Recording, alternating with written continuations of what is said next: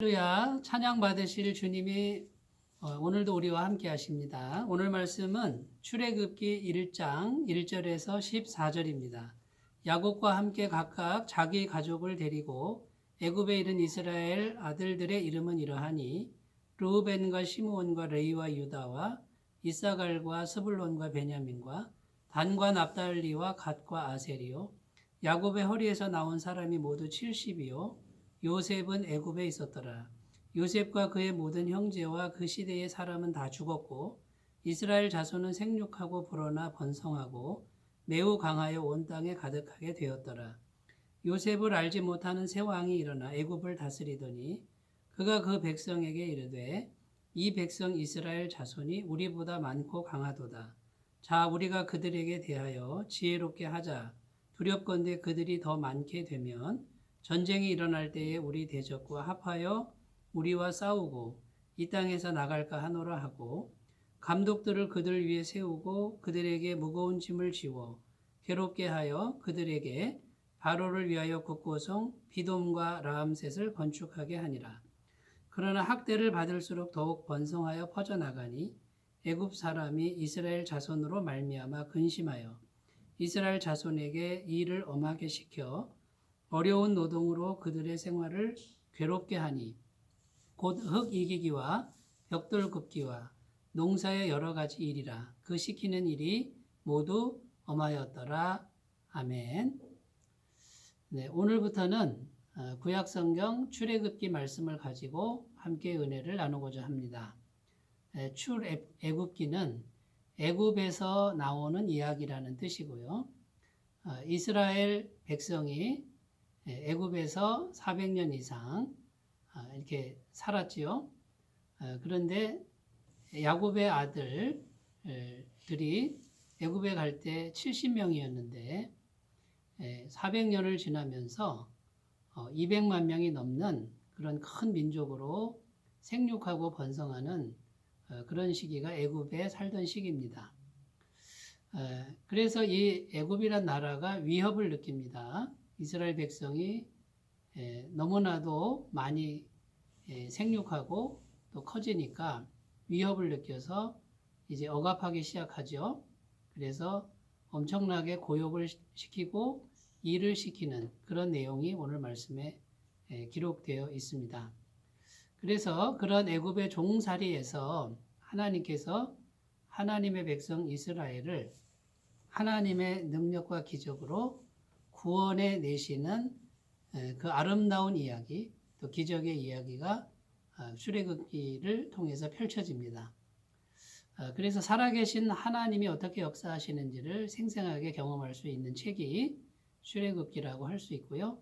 같이 출애굽기 말씀을 통해서 은혜를 나누면서 살아계신 하나님의 놀라운 역사를 더 깊이 또 친밀하게 체험하시는 은혜가 있으시기를 바라겠습니다. 먼저 우리가 생각할 것은 하나님께서 왜 야곱의 아들들, 가족들 70명을 애굽으로 가게 하셨는가라는 것입니다. 그 중요한 이유가 뭐냐면 성별이라는 문제입니다. 거룩하게 구별하는 문제죠. 그러니까 하나님은 하나님의 백성이 깨끗하고 거룩하기를 원하시기 때문에 애굽으로 가게 하셨다라는 것입니다. 그럼 의문이 생깁니다. 애굽은 우상을 섬기는 나라인데 어떻게 그것이 성별이 되고 거룩이 되겠습니까? 야곱 가정이 애굽으로 가기 전에 그 가정 안에 문제가 참으로 많았습니다. 야곱의 부인이 4명이고 그 4명에서부터 12아들이 나오는데 한 가정에 4개로 파가 나뉘어서 4분 오열된 가정의 모습이 이 야곱의 가정의 모습이라고 할 수 있습니다. 자식들은 불만이 가득했고 서로 미워하고 싸웠습니다. 이 자식들이 하나님을 믿는 신앙을 갖지 않고 가나안 땅의 우상과 그 문화들을 즐기고 있었습니다. 이때에 극심한 가뭄이 7년 동안 닥칩니다. 여러분, 성경은 계속해서 말씀하는 게 뭐냐면 하나님의 백성이 하나님을 제대로 섬기지 않고 서로 싸우고 또 세상의 문화를 즐길 때에 하나님은 반드시 재앙을 내리시는데 그 재앙 중에 하나가 극심한 기근이라는 것입니다. 그래서 결국은 하나님 백성이 거룩하지 못하니까 재앙이 온 것이죠. 그때에 하나님의 구원의 방편은 요셉이라는 11째 아들을 애굽으로 먼저 보내서 총리가 되게 하고 그 요셉을 통해서 이스라엘 백성을 구원하는 그런 계획을 갖고 계셨고 그대로 실현이 되었습니다.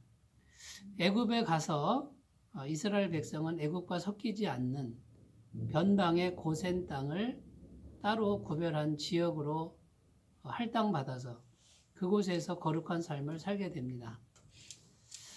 이것이 하나님께서 이스라엘 백성을 애굽으로 옮긴 가장 중요한 목적 중에 하나인 거룩이고요.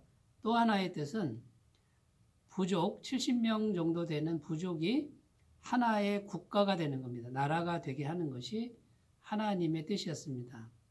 애굽은 나일강이라고 하는 엄청나게 긴 강이 국토를 위에서 아래로 가로지르고 있습니다. 그 생명수와 비옥한 땅과 먹을 것이 풍성한 그 나라에서 이스라엘 백성은 200만 명이 넘는 엄청난 번식과 성장을 보여줍니다.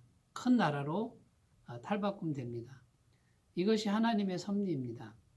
하나님께서 큰 국가를 만드시고자 하는 섭리가 있었기에 애굽으로 보내신 것이죠.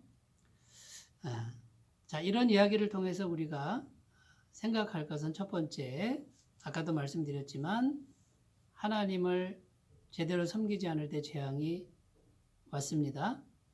반대로 하나님을 잘 섬기면 어떤 일이 발생합니까? 이렇게 생육하고 번성하고 엄청나게 큰 국가로 성장하는 이러한 역사를 얻을 수 있다는 것입니다. 아브라함 한 사람을 부르셨을 때 자식이 없었는데 내가 내 자손을 하나의 하늘의 별과 같이 많게 할 것이다. 바다의 모래알 같이 많게 할 것이다. 라고 하는 말씀이 성취되어가는 과정입니다. 하나님을 잘 섬기면 하나님의 임재가 우리에게 임합니다. 하나님의 놀라운 은혜의 손길이 임하게 되는 것이죠.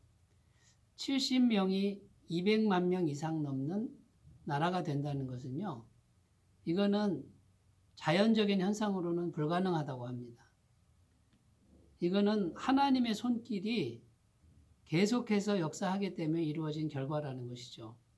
하나님의 임재가 오니까 아브라함 한 사람에게 이삭이라고 하는 기적의 아들이 나오고 그 아들, 죽은 것 같은 아들을 통해서 야곱이 나오고 야곱의 12아들을 통해서 이제는 하나의 나라로 성장해가는 이것이 하나님의 임재의 결과입니다. 신약성경에 오면 초대교회도 연약한 사람들, 무식한 사람들, 가난한 사람들이었으나 성령님이 임하셨습니다. 하나님의 영의 임재가 오니까 땅끝까지 이르러 목숨을 걸고 복음을 전하는 증거자가 되지 않았습니까? 사랑하는 여러분, 이 출애굽기의 이 이야기는 하나님의 임재가 우리에게 있기만 하면 하나님의 놀라운 역사는 계속된다는 것을 말해주고 있습니다. 자, 하나님의 나라가 번성할 때 세상 나라는 위협을 느끼고 반드시 핍박합니다. 그러므로 출애굽기에서 보여주는 것은 무엇입니까? 우리가 이 세상에 살아가는 동안에 반드시 핍박과 고난이 있다라는 것이고요.